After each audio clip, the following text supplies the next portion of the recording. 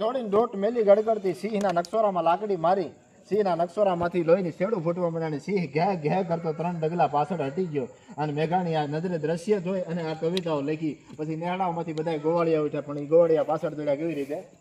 કે પડગંદાર બિરાદર ઉઠે ફરસી લે તો ચારણ ઉઠે ખડક ખેંચતો આહિર ઉઠે બરસી ભાલે કાઠી ઉઠે ઘર ઘર માટી માટી ઉઠે ગોબો હાજર બારી ઉઠે હોટો લઈ ગરનારી ઉઠે જાણે કોઈ નેસ નિવાસી ઉઠે દૂધ મલા ગોવાળો ઉઠે. આવા બધા ઉઠ્યા, પણ જરૂર ન પડી. પાછળ થોડી ચારણ કન્યા કેવી રીતે અરે ચારણ કન્યા આળા ભોળી ચારણ કન્યા બાળા ભોળી ચારણ કન્યા 14 વર્ષની ચારણ કન્યા પાછળ દોડી ચારણ કન્યા જગદંબેસી ચારણ કન્યા નેસ નિવાસી ચારણ કન્યા સુંદડી આળી ચારણ કન્યા લાલી ગોળી ચારણ કન્યા જગદંબેસી ચારણ કન્યા નેસ નિવાસી ચારણ કન્યા અરે ઉભો રે દે ગિરના ગુતા ઉભો રે દે ગાયર ગુતા તું ઉભો રે દે સોર લુટારા ઉભો રે દે ગાય ગોદારા તું ઉભો રે દે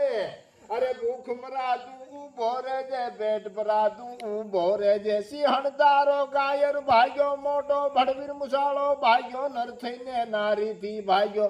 સિંહણ નો રમના ડુંગર નો રમનારો ભાગ્યો હાથી નો હણનારો ભાગ્યો સિંહણ તારો કાયર ભાગ્યો મોટો ભડવીર મુસાળો ભાગ્યો નર થઈને નારી થી ભાગ્યો. મેઘાણીજી ઠપકો દીધો કે હાટ છે કાયર કૂતા આવી નાનકડી છોકરી થી ભાગી ગયો. તેથી સિંહે જવાબ દીધો કે કવિરાજ તમને આ નાનકડી છોકરી લાગતી છે, પણ મને નાનકડી છોકરી નથી લાગતી. તણ તો કે મને તો કાલમ મહાકાલ કાલમ કૃપાલમ ભગવતી ભેળિયા વાળી લાગે છે. સારણની દીકરી નીરી હોય, અવળી આંચ નાખેલી હોય, ભગવાન સુરત નારાયણને અવળી મીઠ કરી જાય, પણ ચારણ તરીકે રે તોની વાત છે.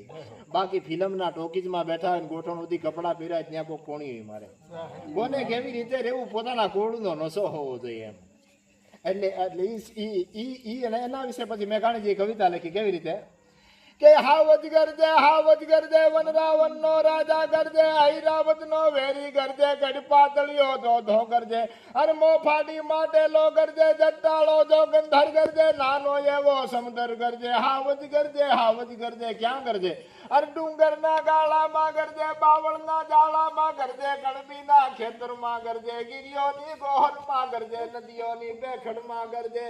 અરે ગામતળા પાદરમાં ગરજે બુગમણો ને યાછમણો ગરજે બોરો ને યા ઘેરો ગરજે બુગમણો ને યાછમણો ગરજે બોરો ને યા ઘેરો ગરજે.